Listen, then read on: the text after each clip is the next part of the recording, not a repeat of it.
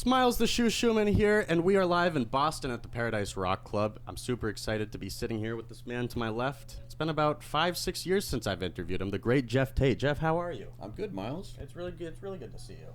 Ditto. So let me ask you, you're doing the Empire 30th anniversary tour, but you're also playing Rage for Order in its entirety, right? Why do both when it's the 30th anniversary for Empire? Because I wanted to. That's a good answer. Yeah, it's always been on my bucket list. I love that album. Right. And I like the fact that both albums are kind of in contrast to each other. Sure. Rage is very dark and introspective and somewhat melancholy and quite dramatic. Right. And then Empire is really up and almost happy and very energetic. You know? Right. So they're very different from each other, and I like that in a presentation to have that kind of contrast. Now, I was reading up on the Rage for Order tour recently, the 1986 one, and I found it interesting. You guys opened for bands like Ozzy. I think I saw Rat in there on a few dates, right? Uh-huh. So when a band like Queensryche that... Bon Jovi in there. Yeah. When a band like Queensryche that was never known for, excessive partying necessarily, goes on tour with the Richie Samboras, the Ozzies, etc., how do you fit in on a tour like that? Well, we never really tried to fit in. Right, but Yeah. they're all someone like Ozzy's partying all the time. I mean, can you connect with somebody like that? No, I don't think many people can connect with Ozzy. He's kind of in his own world, and a lot of that partying at that time was a lot more hype than I think was actually really happening. Interesting. What's your take on the Motley Crue movie? Is it real? Did you see it? Did you see any of that? Yeah, their movie that came out. Yeah, it's quite entertaining. Realistic as far as the '80s touring scene goes. Well, I think yeah, I'd say so. Yeah. Did you? In their world, they had that kind of real decadent sort of environment that they, sort of conjured up and seemed to like. And they created kind of the stereotypical reputation of a rock star in a sense. Yeah. To us, my generation growing up, rock star was a derogatory term. Interesting. It was a term that you threw at people that really didn't have a lot of talent, at least musically. They were very good at promoting themselves, or they had more of an interest in being famous than being exceptional at their craft, Right.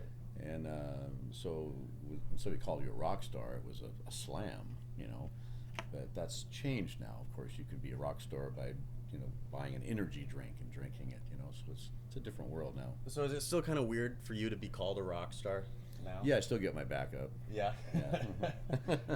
Yeah. One thing I'm kind of curious about. Actually, I was going to ask you, did you personally ever get into the, did you have a phase where you got into the sex, drugs, rock and roll part of touring out there? Well, I have 4 kids. There you go. That's another thing I wanted to talk about. I've never heard you much really go into balancing touring all the time and being a father. Was that something that was challenging for you? Yeah, very much. Yeah, it was difficult to do. And I really don't think I was very good at it. I was just good at picking my wife, who was exceptional at it. And she really steered the ship and took care of all the details and things like that. And it made our life incredible. Right. And especially our family life. And I think all of our kids grew up with a lot of benefits. They traveled a lot. They got to see things that other kids don't see. They have a very broad world perspective and a worldview, Sure. Which is invaluable, I think. But they also got very spoiled. They don't go to shows unless they have backstage passes. They just don't understand. Neither do I. That. So. Would you say that your interactions with other parents were strange because of your career? Yes. Yes. Yeah. You couldn't really connect to them, or what was that like? Well, I wasn't so interested in connecting to them. Sure. But yeah, it was weird, especially because it seemed like a lot of parents at the time my kids were growing up were fans of the band. Okay. So they were very conscious of who I was and what I did. So I was sort of like treated, strangely. Like, for instance, my daughter's teachers would, harass them about, when's your dad coming in? You know, Really? when's he coming in to have the parent-teacher conference? You know, Oh. you know, that kind of thing. And I'd get there for the parent-teacher conference, and they'd have like all the albums sitting out there. You know? Hey, you know, since you're here, would you mind? Right. Turns out they do like you when you come in. Yeah. Well, that's really interesting. I mean, now moving past that a little bit because I know that you got to get going soon. I want to talk a little bit. You know, I know that we don't have to talk much about the whole Queensryche split from a few years ago, but do you think that when Queensryche did split up, in a sense, your fan base got larger because it divided the fans to a degree, and the people that are, you know, Geoff Tate fans live and die for you. I mean, you got some really, really diehard fans. So do you think it kind of had that effect in a way? That's a good question. I don't know. It's difficult to answer, really. I just know that it was a very difficult time, you know, to go through.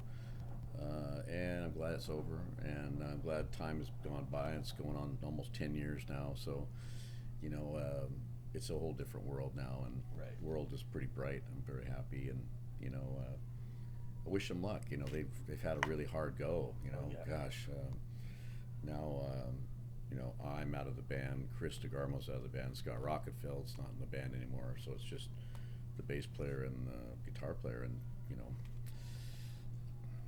Have you talked to Scott at all since he's left the band? No, he's disappeared. Really? Yeah, he's Interesting. not in a good way. Yeah, I've heard that they can't really get a hold of him much either. Yeah, yeah. Interesting.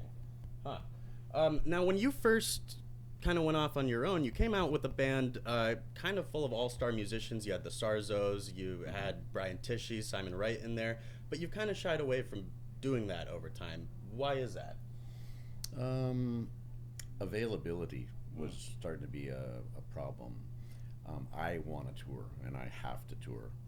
So I need a group of people who are dedicated to doing that. And I couldn't always count on some of these guys to be there when I needed them, you know, which was cool, you know, for what we were doing at the time. I wasn't really too expecting them to do that. Sure. But as time went on, I realized, well, you know, I need some solid guys here.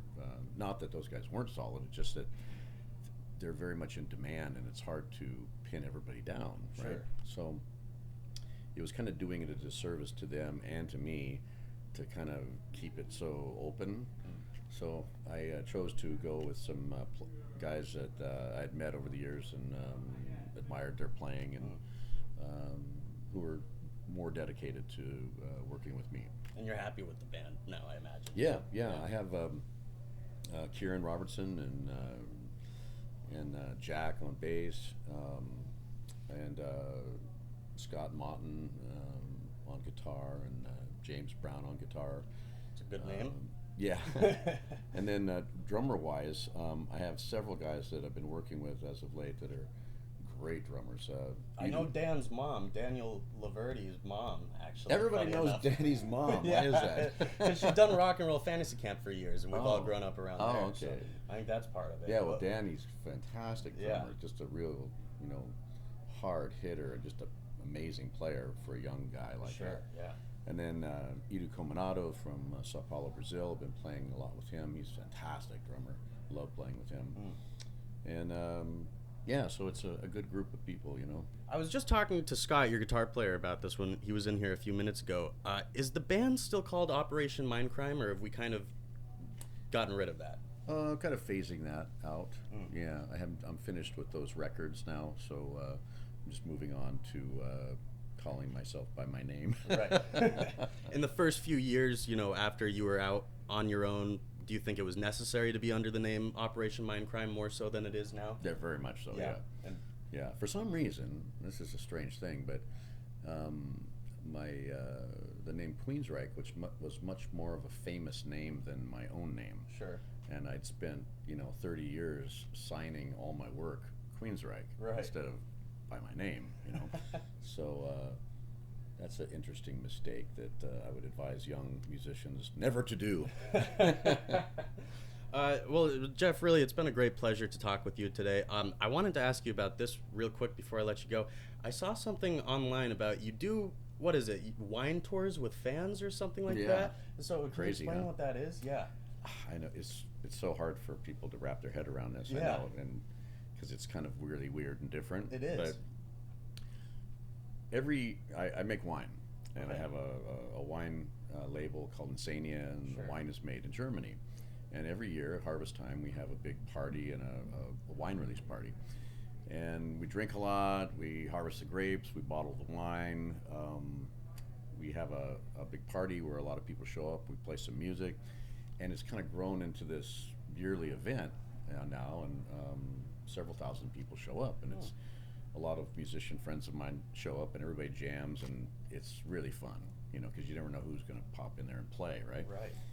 And one year we took some of our friends from the winery the next week, and we spent cruising around France. Oh.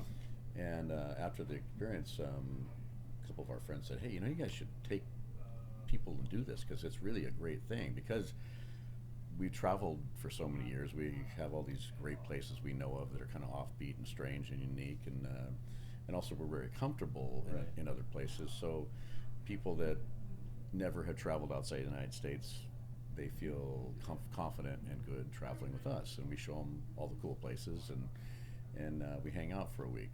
So we started doing that. It's called Backstage Pass Travel. Have you found that, you know, you've kind of formed friendships with longtime fans of yours through this at all? Yeah. And it's kind of an interesting, what's the word, symbiotic relationship that starts happening, and people that have signed up for it and gone on trips with us, they come to different shows around the world. They meet up with us, and we go out to dinner and hang out, you know, and we have a good time. It's fun, you know. Now, when this will be my last question. When you go out on the streets, you know, are you getting recognized a lot, or is it mostly at music events, or, you know, I'm always interested to know what that's like for our rock and metal guys. It's different. Yeah, it's if you're at an event, you get recognized real easily. And you're one of the more recognizable guys in rock and metal. I don't know how, but apparently I am. But sometimes, you know, I'm at the mall or something like that, and people will look at me and they'll... Right. I know those eyes. Yeah. And they go... Right. I remember those eyes from the year 1990. Yeah. Well, that's interesting. Listen, Geoff, how can everybody keep up with what you're doing? You're going to be out on tour for a little while longer? Oh, I'm on tour till next year. Yeah. You worried about coronavirus at all? Yeah. Actually, when we finish up here in the East Coast, we finish in Colorado and we take a break and we go to Europe, and our first stop is Rome, Italy. Oh no! And today they announced U.S.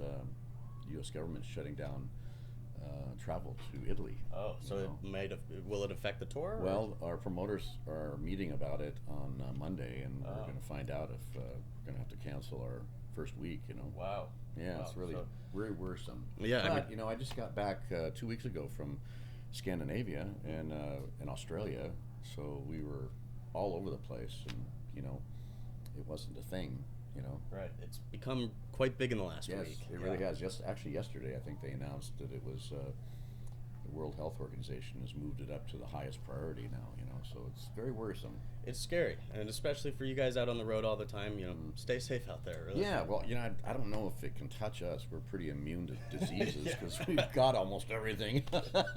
You gotta be after 30 plus years of touring. Yeah. Well, that's good to know. You heard it here first. Geoff Tate's not getting coronavirus because he's already got everything. Geoff, thank you so much. I really appreciate it. Thanks, Miles. Thank you.